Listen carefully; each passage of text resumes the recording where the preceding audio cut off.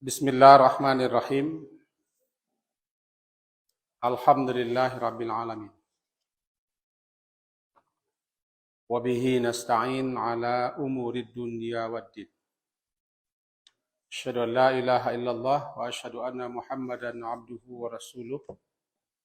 Allahumma salli ala Muhammad wa ala ali Muhammad. A'udzu billahi minasyaitonir rajim. Bismillahirrahmanirrahim. Qala rabbana zalamna anfusana wa illam taghfir lana wa tarhamna lanakunanna minal khasirin. Surat Al-A'raf, surat yang ke-7, ayat yang ke-23. Yang terjemahnya kira-kira begini. Qala, keduanya berkata, itu Nabi Adam dan istri beliau, Rabbana, wahai Rabb kami, zalamna, kami telah menzalimi anfusana, diri kami sendiri, wa illam taghfir lana, dan jika tidak engkau ampuni kami, wa tarhamna, dan engkau rahmati kami, lanakunanna, benar-benar sungguh adalah kami itu minal khasirin, termasuk orang-orang yang merugi. Bapak-bapak dan ibu-ibu yang berhadir semalam kajian kita, antara lain kesimpulannya adalah lantaran kita manusia tentu tidak pernah lepas daripada salah dan dosa. Oleh sebab itu, kita diperintah, diseru, dipanggil, bahkan disuruh kita bersegera untuk meraih, memperoleh ampunan Allah selagi pintu ampunan terbuka. Itu yang pertama.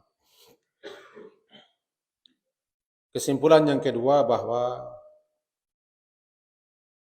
istighfar atau minta ampun kepada Allah adalah berfungsi untuk menghapuskan, menutup dosa-dosa dan kesalahan kita, sekaligus memohon kepada Allah agar kita jangan diberi sanksi, hukuman, siksa lantaran dosa. Kesimpulan yang ketiga, kita minta ampun lantaran berdosa. Dosa itu basawak. Kalau dalam Quran disebut dengan zambun, jamaknya zunub atau ithmun, atau junah atau khati'ah dan lain-lain. Definisi dosa adalah ketidaktaatan dan ketidakpatuhan kita kepada Allah, namanya menentang durhaka, tidak taat kepada perintah, dan tidak mentaati larangan, mengakibatkan kita berhak mendapat sanksi dan sisa. Maka tidak patuh, tidak taat itu, durhaka, membangkang, dan maksiat itu namanya dosa. Maka setiap ketidaktaatan, kedurhakaan, kebangkangan, keingkaran, ada sanksinya, ada hukumannya. Sebelum sanksi tiba, sebelum hukuman datang, kita minta ampun. Berarti minta ampun itu faedahnya antara lain adalah agar kita terhindar, selamat, terbebas, tidak jadi beri hukuman, sanksi, siksa, azab lantaran penentangan, kedurhakaan, dan ketidakpatuhan kita. Dan lafaz-lafaz minta ampun banyak. Paling tidak astaghfirullah. Itu kita disuruh memperbanyak, mempersering membaca istighfar itu, astagfirullah, astagfirullah, atau rabbil fili, atau Allah maafin. Nah, malam kini kita lanjutkan kaji kita. Ayat yang kita baca tadi, ikut doa sebagaimana penjelasan para ulama kita, doa yang sangat agung, penuh berkah, Dan doa akulah yang dibaca oleh nenek moyang manusia, Adam dan Hawa. Ketika beliau berdua salah dan berdosa, lantaran tidak mentaati dan melanggar. Salah dosa Nabi Adam, tidak patuh. Allah mengatakan kepada Nabi Adam dan istri beliau, la taqraba hazihi syajar fatakuna minaz zalimin. Bahwasanya kalian berdua, wahai Adam dan Hawa, jangan dekati pohon ini. Itu namanya perintah,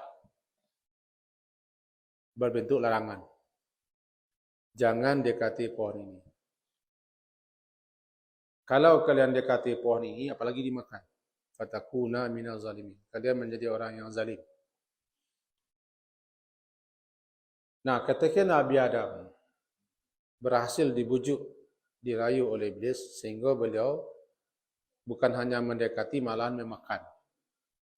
Maka ketika itu beliau melanggar. Pelanggaran yang beliau lakukan itulah yang menyebabkan beliau berdosa. Jadi, saja pelanggaran daripada larangan Allah yang kita lakukan, kita tidak taat, dan itu yang menjadikan kita berdosa dan bersalah. Disebut juga zalim. Zalim namanya. Nanti kita jalihkan anak zalim. Lalu dampak daripada ketidaktaatan dan ketidakpatuhan Nabi Adam melanggar, terlepas pakaian beliau dan istri beliau. Itu namanya dampak akibat melanggar. Nah, kita tidak akan melanjutkan cerita itu. Sebab yang kita pelajari malam kini adalah doa yang dibaca beliau. Beliau kebingungan, tidak tahu apa yang akan dilakukan. Lantaran beliau melanggar, dan beliaulah mengalami dampaknya, menyesal, sangat menyesal. Tapi baca rohnya, bingung. Baca rohnya menyatakan penyesalan. Memohon kepada Allah, meminta kepada Allah. Kok ampulah namanya, kok maaf segala macam. Tidak tahu. Akhirnya Nabi Adam diajari oleh Allah kalimat untuk minta ampun. Fatalaqqa Adamu min Rabbih kalimat. Nabi Adam menerima ucapan-ucapan yang akan dibaca untuk minta ampun. Turunlah ayat Rabbana zalamna. Ikulah doa permintaan ampun pertama kali yang dibaca oleh makhluk. Karena manusia pertama yang bersalah adalah Nabi Adam.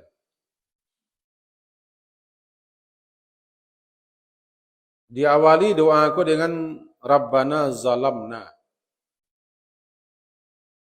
Umumnya doa-doa dalam Al-Quran diawali dengan Rabbana atau Rabbi. Jarang yang Allahumma. Apalagi wahai Tuhan. Wahai Tuhan itu bahasa Arab. Umumnya doa-doa dalam Quran diawali dengan Rabbana atau Rabbi. Arti Rabb itu adalah di samping mencipta juga memelihara, melindungi, menjaga, mendidik, mengasuh, mengarahkan, membimbing, memperbaiki. Itu namanya Rabb. Cuman orang menerjemahkan bahasa Tuhan. Jadi Rabb itu bukan hanya sekedar Tuhan, tapi adalah yang mencipta, yang memelihara, yang menjaga, yang melindungi, yang mengasuh, yang mendidik, yang membina, yang mengurusi, bahkan yang memperbaiki kita dari saat ke saat. Namanya Rabb. Jika kita berdoa membaca Rabb, berarti kita mengadu kepada yang mencipta, kepada yang memelihara, kepada yang menjaga, kepada yang melindungi, kepada yang mengawasi, kepada yang mendidik, yang mengasuh, yang membimbing kita. Ya Rabb itu maknanya Rabb itu. Rabbi Rabbana. Berarti wahai zat yang memelihara kami, yang melindungi kami, yang menjaga kami, yang mengurusi kami, yang mendidik kami, yang mengasuh kami, yang membina kami, yang memperbaiki kami, panjang. Namanya Rabb. Kesia kita mengadu tentu kepada yang melindungi kita, yang menjaga kita, itulah Rabb. Rabbana Rabbi. Satu. Yang kedua, zalamna anfusana. Diterjemahkan orang bahwa kami telah menzalimi diri kami sendiri. Anan zalim. Zulmun. Zat lam mim zulmun. Kata para ulama, definisi zalim itu adalah wad'u syai' fi ghairi mahallihi al-mukhtas bih. Meletakkan sesuatu pada tempat yang tidak semestinya. Meletakkan sesuatu pada tempat yang tidak seharusnya. Yang tidak semestinya. Maka ketika itu namanya zalim. Sia saja nak meletakkan sesuatu, memasangkan sesuatu, memakai sesuatu, tidak pada tampaknya sebenarnya zalim. Zalim. Baik dengan jalan mengurangi atau menambah atau memalingkan atau mengganti, merubah, maka jadilah sesuatu itu tidak terletak lagi pada tempatnya, namanya zalim. Zalim bagi tiga. Zalim kepada Allah, zalim kepada sesama, zalim kepada diri. Orang awak acak menterjemahkan zalim itu maniayo. Tidak, zalim bukan hanya maniayo. Kalau zalim kepada Allah, bagaimana kita bisa maniayo Allah? Kuat dan bagak kita kepada Allah. Itu definisi zalim, meletakkan sesuatu bukan pada tempat yang seharus semestinya. Anan zalim kepada Allah durhaka, bangkang, menentang, ingkar, kafir, puncaknya syirik. Inna syirka la zulmun azim. Syirik itu kezaliman yang sangat besar. Bamako syirik namanya zalim. Salah pasang. Mestinya kita manusia-manusia, makhluk yang Allah cipta, kita menyembah Allah. Dan kita dicipta agar kita menyembah Allah, beribadah kepada Allah. Lalu kita palingkan, kita alihkan penyembahan itu bukan kepada Allah, kepada makhluk lain. Berarti ketika itu kita salah pasang. Tidak meletakkan sesuatu pada tempat yang semestinya. Semestinya yang kita sembah yang mencipta kita. Semestinya kita meminta, mengadu, bersandar, berdoa, memohon, berharap kepada yang mencipta kita. Lalu kita alihkan, berarti kita tidak meletakkannya pada tempat yang seharusnya. Zalim. Itu makanya manusia syirik itu zalim. Kafir itu zalim. Bangkang itu zalim. Engkar zalim. Menentang zalim. Durhaka zalim.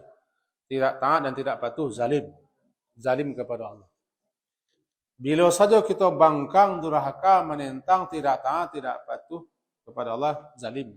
Puncaknya syirik. Kemudian zalim yang kedua, zalim kepada sesama. Itu melakukan, memperbuat sesuatu yang mengakibatkan orang lain menderita. Sakit, terganggu, tidak nyaman, tidak enak, teraniaya. Ini zalim kepada sesama. Mestinya kita pelakukan sesama itu baik, bagus. Tapi malah kita melakukan mengicu, menipu, curang, berkhianat, menjelek-jelekkan, memburuk-burukkan, atau melakukan tindakan-tindakan yang mengakibatkan itu sakit, artinya zalim. Itu zalim kepada sesama. Zalim kepada diri, melakukan tindakan-tindakan, perbuatan-perbuatan yang mengakibatkan kita mengalami penderitaan, kesakitan. Zalim tiga. Zalim yang dituju siko, Rabbana zalamna. Wahai Rabb kami telah menzalimi diri kami, zalim, melanggar. zalimnya tidak taat, tidak patuh kepada Allah. Bukan zalim kepada orang. Kalau zalim kepada orang, berarti kita minta maaf kepada orang, dan kepada Allah. Zalim kepada Allah, kita tidak taat. Kita tidak patuh. Kita melanggar. Kita menentang. Kita durhaka. Kita ingkar. Kita bangkang. Larang-larang Allah itu kita langgar. Namanya zalim kepada Allah. Nabi Adam zalim. Di mana letak Nabi Adam itu zalim? Dia melanggar larang Allah. Larang Allah, jangan dekati pohon kau. Tapi didekati ya, zalim. Kalau kalian berdua dekati, hai Adam dan Hawa pohon kau, fatakuna minaz zalimin. Kalian zalim. Akhirnya Nabi Adam bukan hanya mendekati, memakan malahan. Itu kamilah zalim. Maka berbunyilah doanya, Rabbana zalamna. Wahai Rabb kami kulah menzalimi diri kami karena kami melanggar, menentang, durhaka, tidak taat, tidak patuh, bangkang, ingkar kepada aturan. Siapa saja yang bangkang, durhaka, menentang aturan Allah, zalim. Nah, kalau kita membaca doa ko, berarti nanti bayang di kita adalah kesalahan kita. Biasanya kita berdoa, Rabbana zalamna anfusana. Hendaknya nanti bayang di kita, salah kita. Pelanggaran kita, kedurhakaan kita, penentang kita, ketidaktaatan kita kepada Allah. Namanya zalim. Rabbana zalam. Jadi membaca doa aku bukan hanya sekadar ucap-ucap, ujar-ujar, hafal dan dapat. Tapi sadarilah, kalau kita membaca doa aku, Rabbana zalamna, berarti kita sedang mengakui bahwa kita lah melanggar, bahasa kita tidak taat, durhaka, bangkang, menentang, ingkar, tidak patuh. Zalamna. Rabbana zalam. Itu namanya pengakuan. Inti daripada tobat dan minta ampun itu mengaku. Zalamna anfusana. Nabi Adam tidak menzalimi orang lain. Tapi dia berbuat zalim kepada Allah. Sebab Nabi Adam tidak ada meninju orang di surga. Tidak ada mencepet, tidak ada mencilui, tidak ada berkhianat. Tidak ada kampanye Nabi Adam di surga. Sehingga dikhianatinya orang, tidak ada. Beliau hanya tidak taat. Durhaka. Zalamna anfusana wa illam taghfir lana. Ya Rabb kami, jika tidak jika tidak taghfir, engkau ampuni kami. Semalamlah kita pahami ana istighfar, ghafara. Jika tidak engkau ampuni kami, artinya jika tidak engkau tutupi kesalahan kami. Tidak engkau hapuskan kesalahan kami. Kesalahan kami, ya bangkang, durhaka, tidak taat. Wa tarhamna, dan tidak pula engkau rahmati kami. Tarhamna, engkau tidak menaruh kasih kepada kami. Tidak sayang, tidak hibah kepada kami. Tidak engkau ampuni dan tidak engkau berbalas kasih kepada kami. Engkau biarkan kami seperti ini. La nakunanna minal khasirin. Pasti kami kurang merugi. Jadi, akibat kalau Allah tidak ampuni dosa dan kesalahan kita, kebangkangan dan kedurhakaan kita, dan tidak mendapat rahmat, ujungnya merugi. Tidak ada kerugian yang lebih hebat, kerugian yang lebih besar, selain daripada tidak mendapat ampunan. Malanglah orang itu. Sebab akibat tidak mendapatkan ampunan Allah, kena siksa, kena azab. Di akhirat masuk neraka. Akibat tidak dapat rahmat Allah, orang itu tidak selamat daripada siksa, tidak bisa masuk surga. Dua itu. Illam taghfir lana wa tarhamna. Jika engkau tidak ampuni kami dan tidak beri rahmat kami, kami merugi. Kedua-dua kalimat itu selalu beringan. Rabbighfirli warhamni. Ya Allah, ampuni aku dan rahmat. Warhamni, kasih aku. Tiba di ruang salat jenazah, Allahumma fir lahu warhamhu. Kedua-duanya ampun dan minta rahmat, ampun dan minta rahmat, ampun dan minta rahmat. Di situ, illam taghfir lana, jika engkau tidak ampuni kami dan jika engkau tidak rahmati kami, pasti kami merugi. Di mana tak pastinya? Lanakunanna. Pasti. Lanakunanna. Lam tambah nun bertasdid di belakang. Demi sungguh pasti kami termasuk orang yang merugi.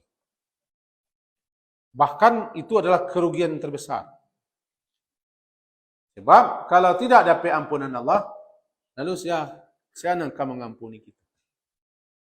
Lalu siapa akan mengasihi kita? Siapa akan membantu? Siapa akan menolong kita?